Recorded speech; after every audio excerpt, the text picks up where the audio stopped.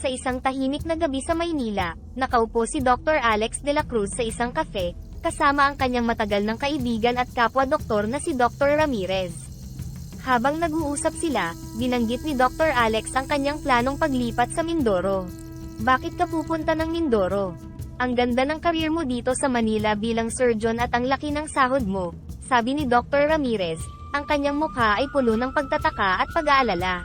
Pero kahit malaki ang sahod ko dito, pag naiisip kong maraming nangangailangan ng medical treatment sa probinsya, napapaisip ako na mas kailangan ako doon, malumanay na tugon ni Dr. Alex. Ang kanyang mga mata ay nagpapakita ng determinasyon at malasakit. Doc Alex, naiintindihan ko ang gusto mong gawin, pero isipin mo rin ang mga sakripisyong kailangan mong harapin. Magiging malayo ka sa pamilya mo, at hindi madali ang buhay doon, pangungumbinsi ni Dr. Marquez, isa pang kaibigan at kasamahan nila sa ospital, na sumali sa kanilang pag-uusap. Iyon nga ang punto, Doc Marquez. Kung hindi ako, sino pa? Kailangan ng mga tao sa Mindoro ang tulong na pwede kong ibigay, sagot ni Dr. Alex, ang kanyang boses ay puno ng emosyon. Ngunit Doc Alex, baka hindi ka na makabalik sa career mo dito sa Maynila. Ang hirap ng buhay sa probinsya, lalo na sa medisina ay hindi biro, dagdag ni Dr. Santos, na bagamat suportado ang adhikain ni Dr. Alex, ay nag-aalala para sa kanyang kaibigan. Alam ko ang mga risks, Doc Santos. Ngunit, mas malaki ang pangangailangan doon. Hindi ko matiis na malaman na may magagawa ako pero pinili kong manatili dito dahil sa komportable ako, matatag na sagot ni Dr. Alex.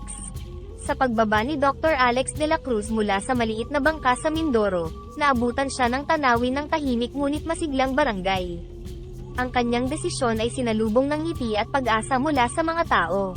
Nagtungo siya sa kanyang bagong tahanan, isang munting bahay na napapaligiran ng mga puno at taniman. Doon, naghihintay ang ilang mga tao, marahil ay mga pasyente na nangangailangan ng tulong medikal.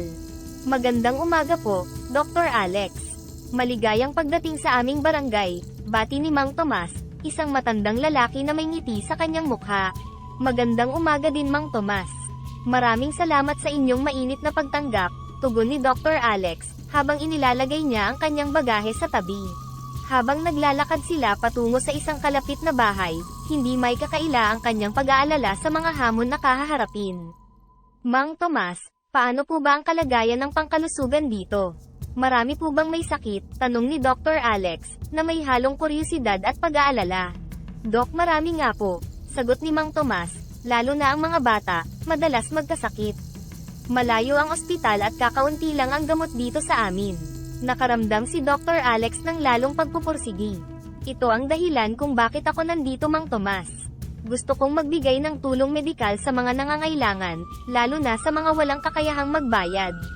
Habang nag-uusap sila, dumaan sila sa isang grupo ng mga bata na naglalaro. Napansin ni Dr. Alex ang ilang bata na tila may mga sugat at rashes. Agad niyang kinuha ang kanyang medical bag at lumapit sa mga bata. Mga bata, lalapit lang ako ha. Titingnan ko lang yung mga sugat ninyo, sabi ni Dr. Alex na may ngiti, kahit pa may bumabagabag sa kanyang isip. Ang simpleng kilos ni Dr. Alex ay nagpakita ng kanyang malasakit at dedikasyon. Nakaramdam siya ng isang matinding pangako sa kanyang bagong misyon, ang maglingkod sa mga tao ng Mindoro at maging ilaw ng pag-asa sa kanilang komunidad. Habang lumilipas ang mga araw, unti-unting nakilala ni Dr. Alex ang mga tao sa barangay. Naging abala siya sa pagtatayo ng maliit na klinik sa tabi ng kanyang munting bahay, kung saan maaari siyang magkonsulta at magbigay ng libreng gamutan. Isang umaga, habang inaayos ni Dr. Alex ang mga gamot sa kanyang klinik, dumating si Aling Maria, isang ina na may bitbit na bata sa kanyang mga bisig. Magandang umaga po, Dr. Alex, bati ni Aling Maria, ang kanyang mukha ay bakas ng pag-aalala. Pwede po bang ipatingin ang anak ko? Nilalagnat siya at hindi kumakain. Agad nilapitan ni Dr. Alex ang bata, na mahimbing na natutulog sa kanyang ina. Siyempre, Aling Maria, halika ipahiga natin siya dito at tingnan ko ang kanyang kalagayan.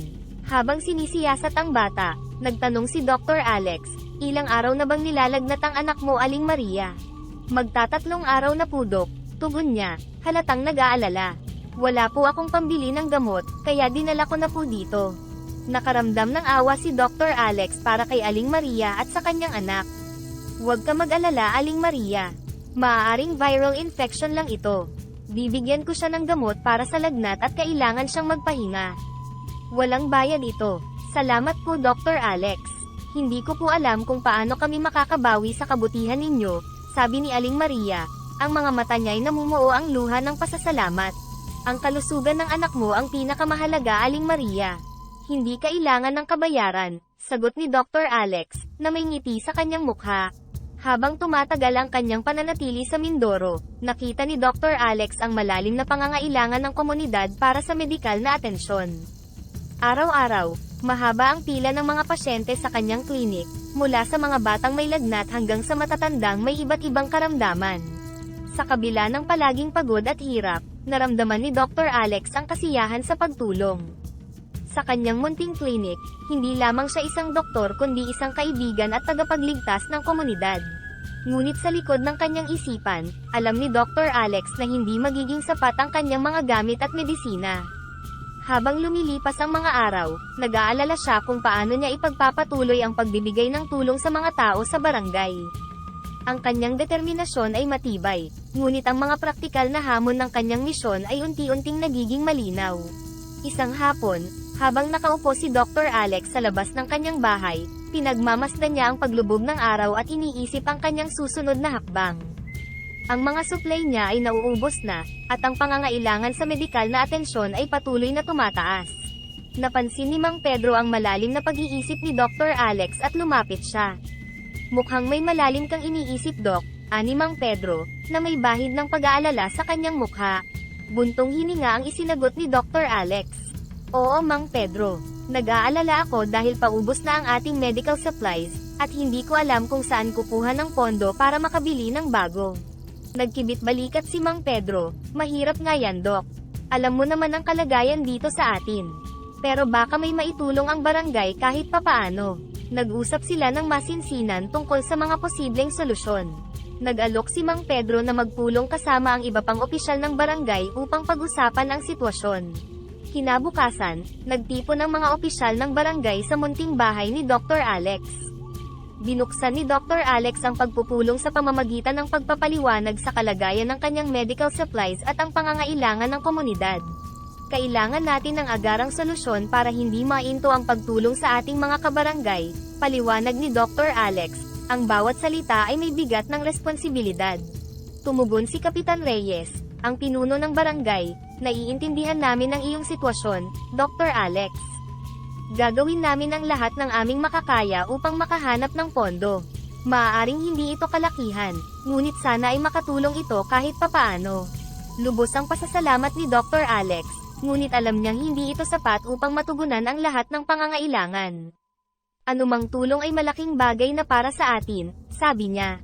Sa mga sumunod na araw, nagpatuloy ang serbisyo ni Dr. Alex sa barangay sa abot ng kanyang makakaya. Habang tumatagal, lalo niyang nararamdaman ang bigat ng kanyang sitwasyon. Ang kanyang dedikasyon sa pagtulong ay matibay, ngunit ang limitasyon sa resources ay isang malaking hamon. Ang mga gabing walang tulog, ang walang katapusang mga konsultasyon, at ang patuloy na pag-aalala para sa kanyang mga pasyente ay nagdulot ng kapaguran kay Dr. Alex.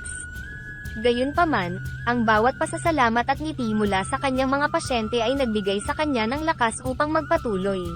Isang gabi, habang tahimik na nakaupo si Dr. Alex sa labas ng kanyang munting bahay, lumitaw ang isang kakaibang nilalang mula sa kalikasan. Isang duwende, na may suot na makulay na damit at may ngiting naglalaro sa kanyang mga mukha, ang lumapit kay Dr. Alex. Magandang gabi Dr. Alex, bati ng duwende. Ang kanyang boses ay kasing liwanag ng kanyang mga mata. Nagulat si Dr. Alex, ngunit agad din siyang nakabawi. Magandang gabi. Hindi ko inaasahang may bisita ako ngayong gabi, lalo na isang duwende. Narito ako dahil sa iyong kabutihan, sabi ng duwende. Nakita ko ang iyong pagpupursigi at sakripisyo para sa mga tao ng Mindoro. Kaya nais kong tulungan ka. Lumapit ang duwende, dala ang isang maliit na garapon. Ito ang mahiwagang garapon.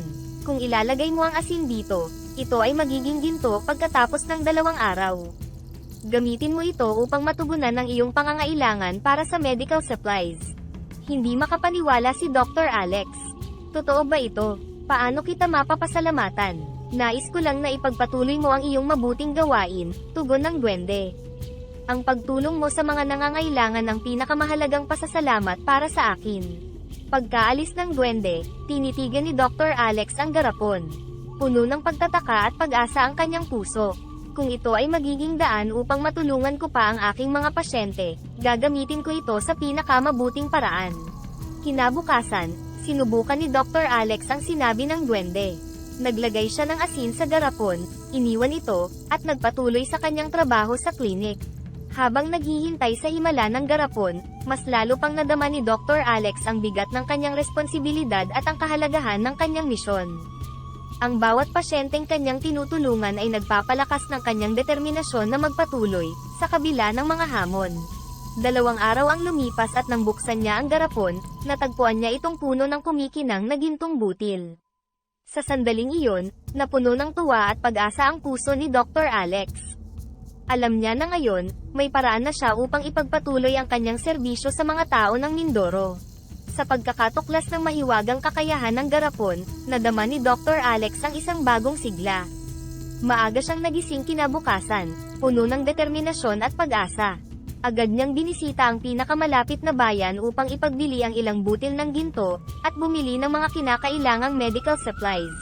Pagbalik sa barangay, puno ang kanyang bag ng mga gamot, bandages, at iba pang pangangailangan sa kanyang klinik. Nakasalubong niya si Mang Pedro sa daan. Dr. Alex, parang mas marami ka yatang dala ngayon. Saan nanggaling yan? Tanong ni Mang Pedro. Ang mga mata ay nagtataka ngunit masaya. Ngumiti si Dr. Alex, nagkaroon ng kaunting biyaya Mang Pedro. May paraan na tayo upang masiguro ang patuloy na medical supplies para sa ating barangay. Sa kanyang klinik, habang inaayos ang mga bagong dala, dumating si Aling Maria kasama ang kanyang anak na ngayon ay mas masigla na. Dr. Alex, mukhang marami kang bagong gamot ah. Paano ito nangyari? Tanong niya, puno ng pagtataka at pasasalamat. May kaunting tulong na dumating Aling Maria. Siguradong mas marami na tayong matutulungan ngayon, sabi ni Dr. Alex, hindi binanggit ang tungkol sa mahiwagang garapon. Nais niyang panatilihing lihim ang tungkol dito upang maiwasan ang mga maling haka-haka. Habang nag-aayos, hindi mapigilan ni Dr. Alex ang malalim na pagmuni-muni. Naisip niya ang mga posibilidad at ang mga pagbabagong may hahatid ng mahiwagang garapon sa buhay ng mga tao sa Mindoro. Naramdaman niya ang bigat ng responsibilidad na gamitin ito ng tama at para sa kabutihan. Sa mga sumunod na araw, ang kanyang klinik ay naging sentro ng pag-asa at paghilom. Marami ang pumupunta hindi lamang para magpagamot kundi upang magpasalamat sa walang sawang pagtulong ni Dr. Alex. Isang hapon, habang nagpapahinga sa labas ng kanyang bahay, lumapit si Kapitan Reyes.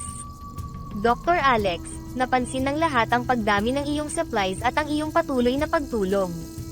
Sabi ni Kapitan Reyes, ang kanyang mga mata ay sumasalamin sa pasasalamat at respeto ng buong komunidad.